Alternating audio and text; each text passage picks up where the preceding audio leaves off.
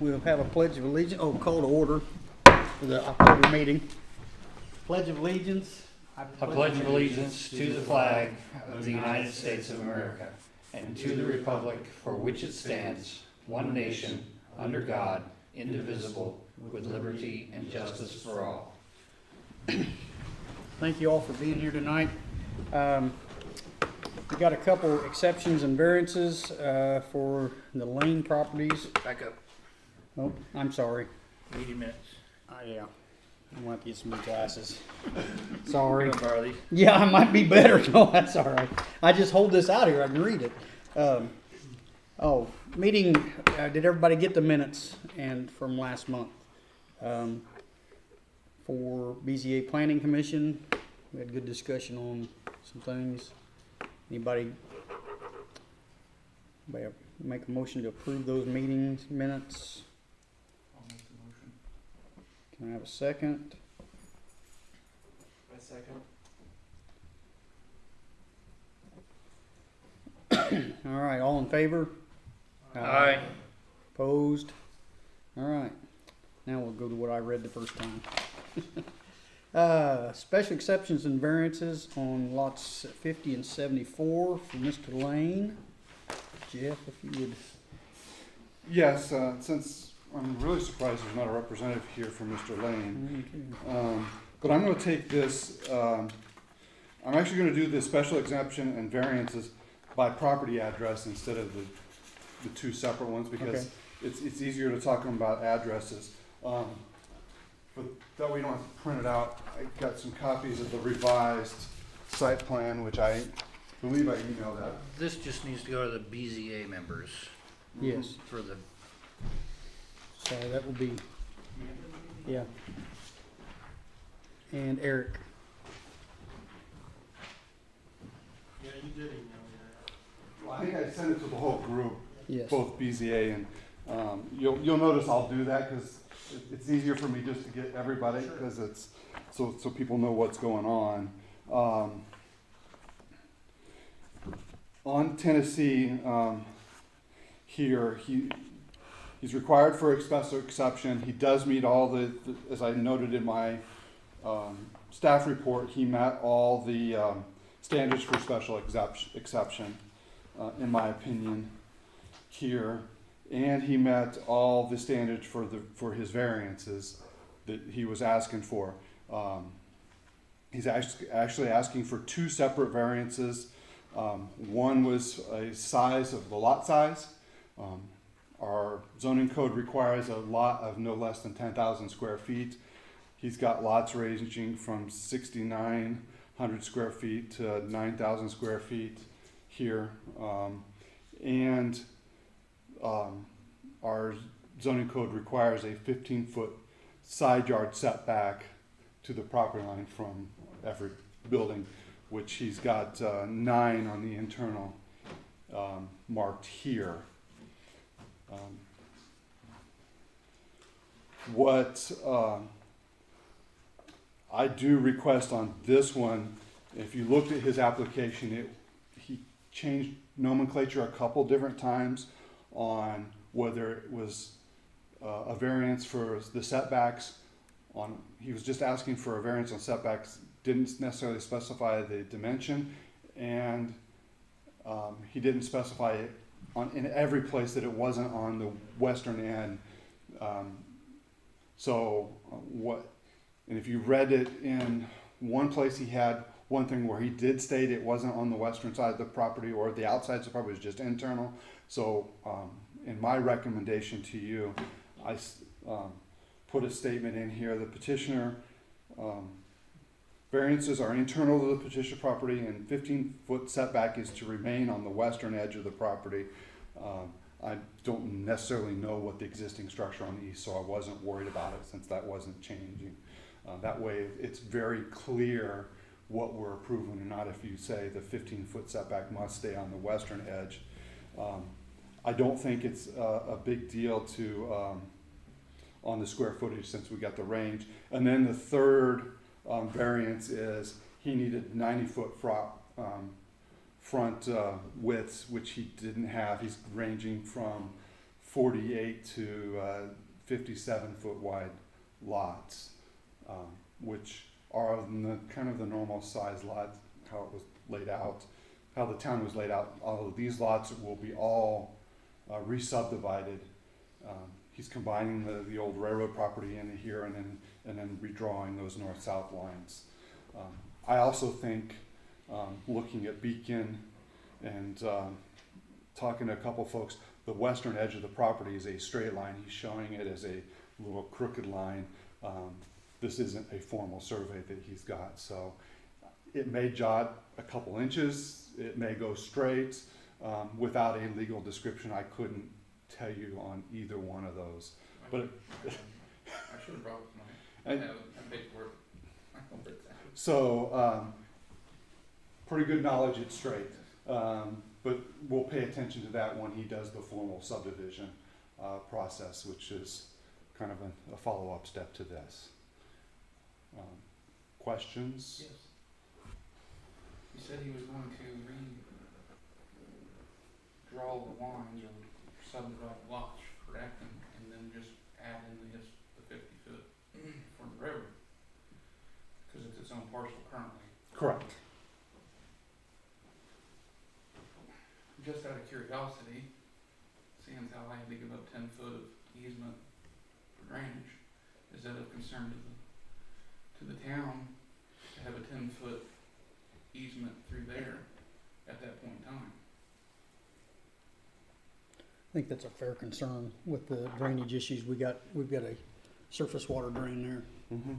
that And I runs know through it there. drops down and It, I mean, it did. I was just curious because if it's already been set, and now we're was there a drainage easement across that property at No. all? or- No, but No. when he platted his, they asked for a 10-foot We drainage. can, as he's going through the plat side of things, we'll Ask deal for with that. We cannot That's not necessarily how to address do it this. No, that I get tonight, it. but it's good to just know. a question that came up when you said Yeah. that. I just was curious because Mhm.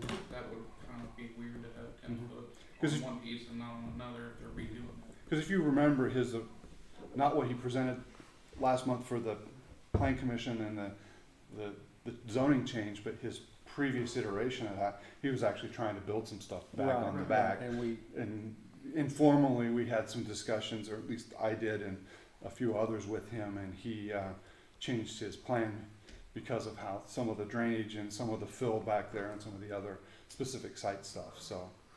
Okay. It was just a question. Mhm. I mean, no, a that, suggestion that the Mhm. town or whoever was going to be looking into it, whatever. Mhm.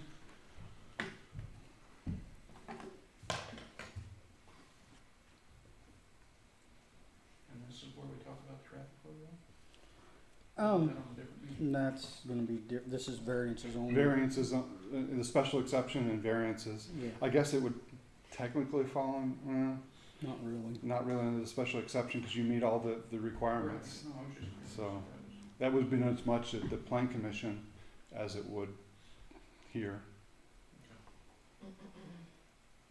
And, you know, you've looked at, each unit, obviously these are 2-bedroom units each. We know pretty much if it's a couple, they're gonna have 2 cars. Right. Back to the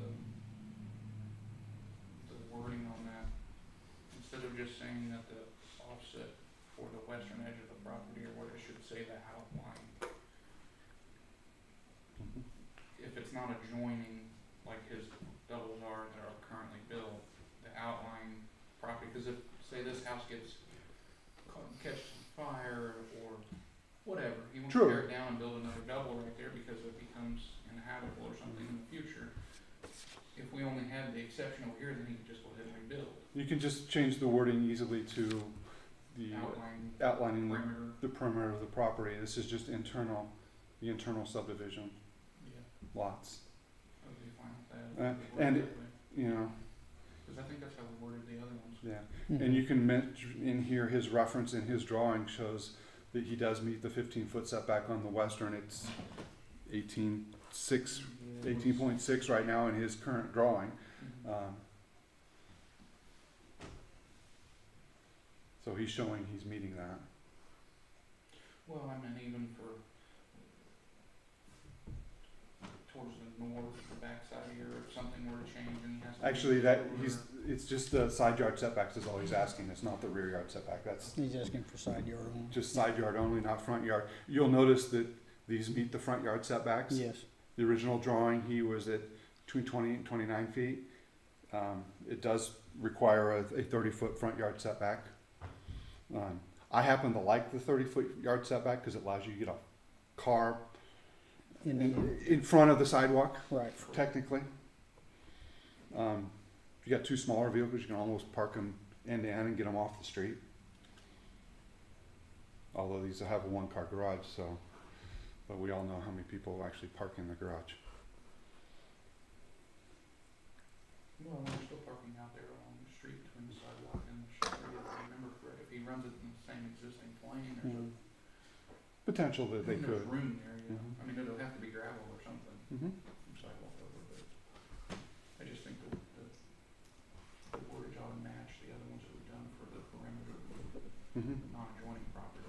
At least on the east and west, Right, since this is just the side yard. right. Any other?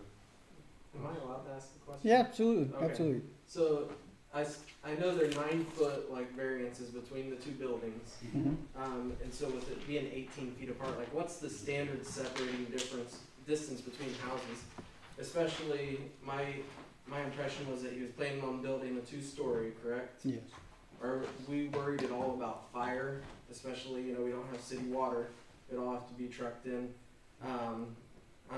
Worst case, one of those buildings goes up, how quick would it spread to the other 3? Do we even worry about like fire code or anything like that That in these is situations? something you can take into consideration. They're 18 feet apart, right? Yeah, They're 18 feet apart. 9 to the property line. Yes. 1 to the property, then 9 again, so. Correct. It's 18 feet apart. Mhm. And it's probably a little wider than what it is, the one stories across the street are. Yeah. So. I just don't know what normal is, so I just didn't know if that was considered at all or, It ranges everywhere. okay. Mhm. Because if you would allow townhomes, it'd be basically wall to wall. Mm-hmm. So, Some you know. that weed eated between them. Yeah, I mean- So. You look at some of the But to ones. his point, we don't have the water supply that they do either. No. One goes up, I'm afraid, like we wouldn't have water to contain it, so that all 3 go up, and not only just 3 buildings, but 6 families, potentially.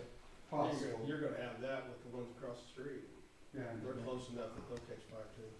The vinyl's a vinyl. It don't take much heat to set vinyl on. Once it goes up the vinyl, goes to the rafters. All depends on the wind direction. I've seen embers travel Yeah. 2 or 3 city blocks and set fires off.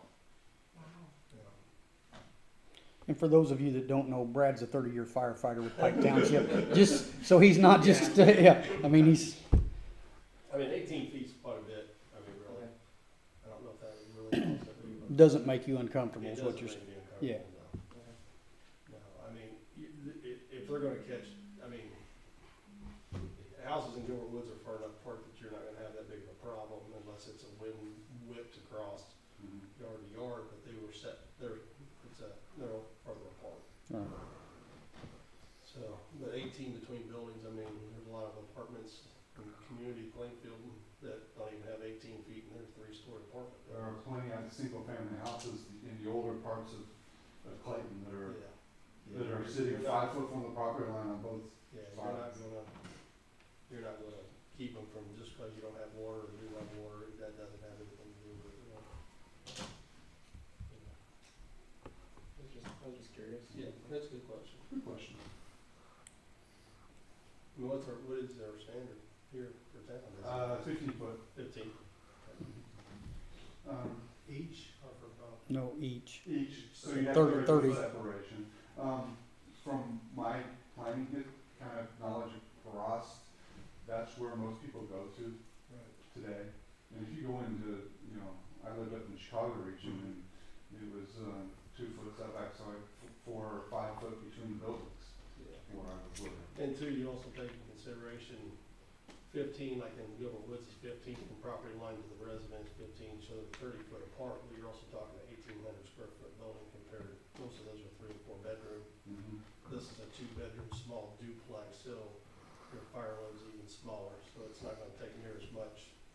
water per se to put that out compared to a two-story on David Drive. Okay. Yeah. What is the square footage he's proposing on these? Units are They're under 1,000. under 1,000, they're between 800 and 900 Yeah. per, depending on per unit. I mean, considering only a one-car garage, one bathroom, two-bed, kitchen.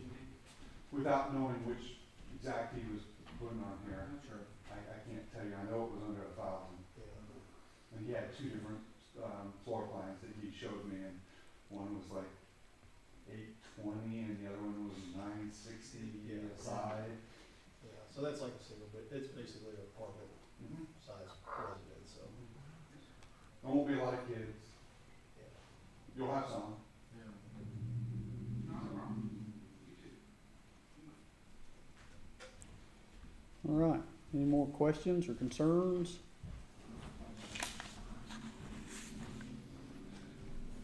All right, so we're looking for a motion to approve the special exception on these setbacks with the verbiage. We're looking for a motion to approve the special exception and the 3 variances And the 3 variants. with the verbiage that the setbacks is only internal, Yes. and the external neighbors, they will meet the required 15-foot setback. And it can be just a motion on what I said. Right. Do I have a motion for approval? Eric? I have a second.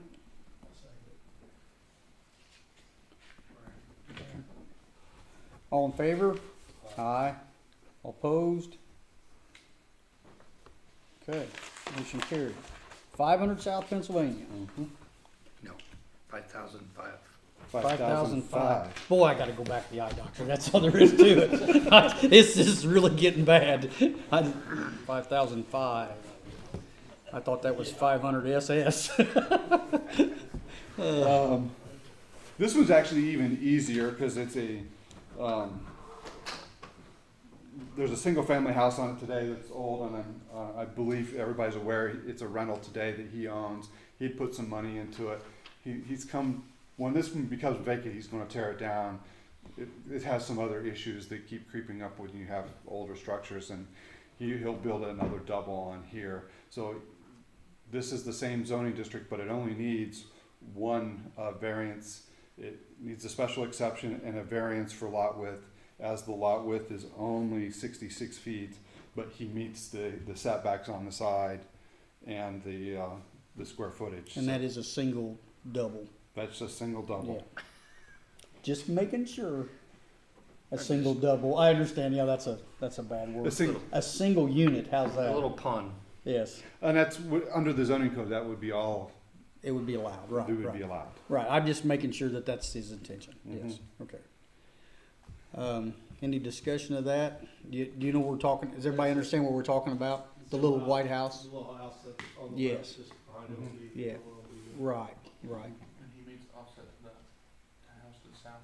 Yes. One will offset the other. No, he doesn't. No. No, he's I'm got, sure I heard that. he's got 18, he's proposing 18-foot setbacks, but it's required 15. Yeah, and he's 66 feet wide, so he's just. I mean, it's actually a bigger lot than anything else he's done on these others. Like I said, it meets the 10,000 square feet. Yeah, So. 'cause just it's- longer, narrower than Yeah. yeah. So to me, this one was the much easier of Oh, the absolutely, two. absolutely. So, do I have a motion for approval on the variance and Special exception and exception, special sure. exception on 5,005 South Pennsylvania? I'll make a motion to accept it. Second, Nick. Take second, please. All in favor? Aye. Opposed? All right. Well, Mr. Lane's business is done. Thank you very much. I appreciate everybody showing up tonight so we can get this done. Yes, thank you. All right. So this is more of a plan commission, but the Okra Grant Comprehensive Plan, its submission is due October 14th. Hope everybody got the letter that Jeff sent out asking for copies, and if we could get any of those, that would be great. letters of support. I got You one. got it. Right. You don't have to best bring it to me. Okay. Just email me something back. All right. Yeah. That works as well as a letter. If you got a letter, This is your copy from last week. I Okay. just signed it. I don't know. that works I too. don't have the printer. I'm sorry. Well, like I said, even if you send an email, you don't necessarily have to put your signature. It's the record coming to me because I can print it as an email and show it to them. I can tell you by reviewing grants that the Elk Grove all are getting support from people. They got some comments in there. Obviously, we'll address the issues after we get the grants on the planning side. So tell friends, others. We also have a survey up on the website and on Facebook. SurveyMonkey, yeah, On I see. SurveyMonkey, it's what, 8 or 10 questions, I forget Yeah. which. Please fill that out. There's some checkbox, and tell your friends to fill it out. It gives us some additional feedback. And as I'm going to assume we're going to get the grant and we get into the comprehensive plan, we'll do a much more detailed analysis of these things, and we'll use things like SurveyMonkey and other things to get public input. So, Okay. and Then the Monday, the 10th, we have, Monday the 10th, we are interviewing 2 consultants. We're interviewing a team from Taylor, Siefker, and Williams, who partnered with GRW, and from That was the group that came here and did a demo last year right, yeah. for this. And the second one is American Structure Point. And we're starting at 6. I had a few people reach back to me that said that they would be here, and I've given those a copy. If somebody else is interested, I've got one more copy of the books. So if you're more than willing to come in next Monday and sit in through the interviews and see how they present themselves. What we will be doing is making then a recommendation at the town council on Thursday. We'll actually score the 2 results, compile it, and we'll make a recommendation to council. We'll hire them contingent on us receiving the grant. Council will also make a motion that we're going to apply for the grant Thursday as well. We're applying for $40,000 with a $20,000 match. And the reason why we're doing that, instead of asking for the max of $50,000, by actually reducing the amount we're asking for and using the $20,000, we actually score more points that way. And if you've been involved in the past, working with Mike Kleinpeter, getting enough points to score has been Clayton's issue, because we're not a low-income community. We don't get those points. And that's a fixed number that we work with from census stuff. So I've got a whole list of things that I'm working on with him and with Jenny to get on the budget stuff for the grant. And Doug had, 8 things to sign today as council president to move the grant process forward. So, any questions? So you're asking all these questions and you're gonna give the recommendation, you're asking us The, for commi- them? the no, committee. we're gonna make a decision. The committee, Mike has sent me a score sheet that I will share Monday night with everybody.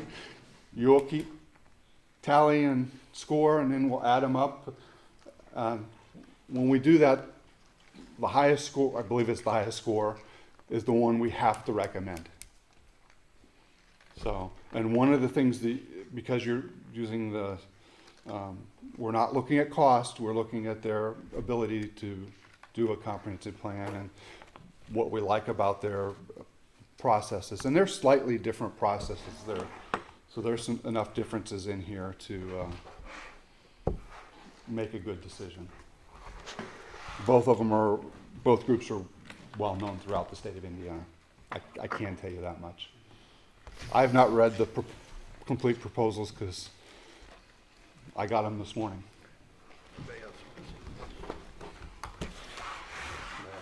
Well, I said I got an extra copy. That was for you if somebody wants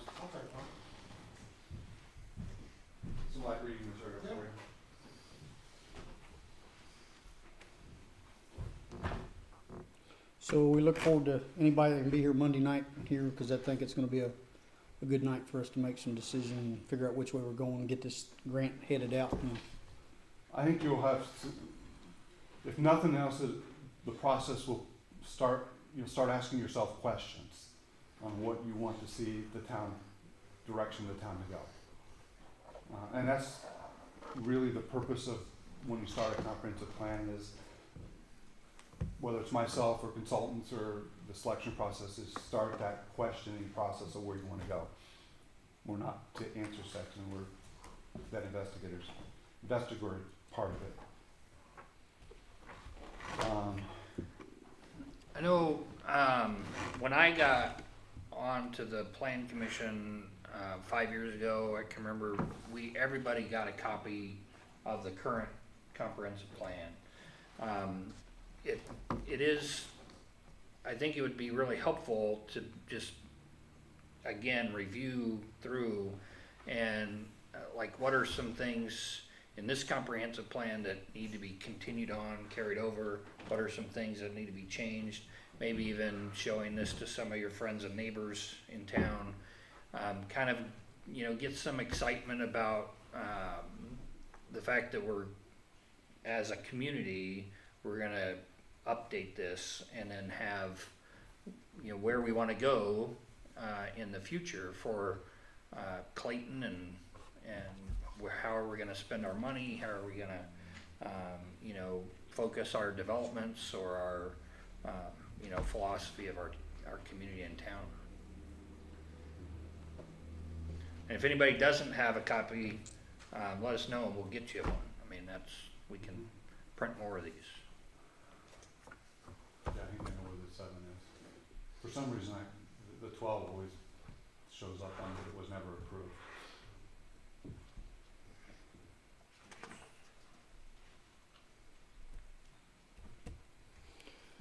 Right, any questions or comments or feedback? On the letter that you had us, Mhm. sort of doing a little addendum to, does just the typed name, does that work That works. sufficiently as our signature? Like I said, the email type name, that works. Okay, so Just- you don't need anything else from me, but you No. said something about asking others, so do you want, like, is there some form that you'd like maybe Jeff to sign, or No, you can just simply say, just say? it could be something as simple as an email to me, Okay, and my email is jeff.eater@townofclayton.us. yeah, he has you. It can be just to simply say, we support the town of Clayton's comprehensive plan effort. Alright. It can be as simple as that, or it can go into more detail that we would like, to do the comprehensive plan update because we wanna see better park improvements, or better fire, or better schools, or we need stormwater, or whatever Okay, their issue is, or we need more food pantries. It can Just be a any number of direction. issues. It gives you a direction of where you're going, but it gives the town direction instead of just talking. And if you look at the survey out there, it's kind of those types of things, but, perfect, if I can get, 5 or 6 more emails to me as letters of support, that would be great. awesome. If not, just, get some more of those surveys filled out. I know it's a short-term survey, as we're getting ready to ask for the grant, but grants are pretty much, based off of points, and if I can get 10 or 15 of those letters of support and those surveys, it helps us gather those points. Well, tomorrow we open, so I didn't know if that would work for you, if you wanna put a stack on my counter and I could just send them with people and then they could drop them in the box, or if it has to be done via email, Either way, okay. if you wanna print out some of them, If you'd like me to do that. you just print them out and have them stand in and, get them to me Monday. Okay, I know I'm gonna be out of town Thursday and Friday, but email always works, or, like I said, we're having the consultant Monday. I don't want them any later than next Wednesday, because we have to have a little bit of time to put this together. The applications are actually due next Friday, the 14th, so having the council meeting on the night of the 13th, we essentially have to have the full thing ready to go with stuff and ready for signatures Thursday night, so we can submit it Friday morning. right. Anybody else got anything? Well, if we have nothing else, I'll close the meeting. I want to thank you all for coming out tonight.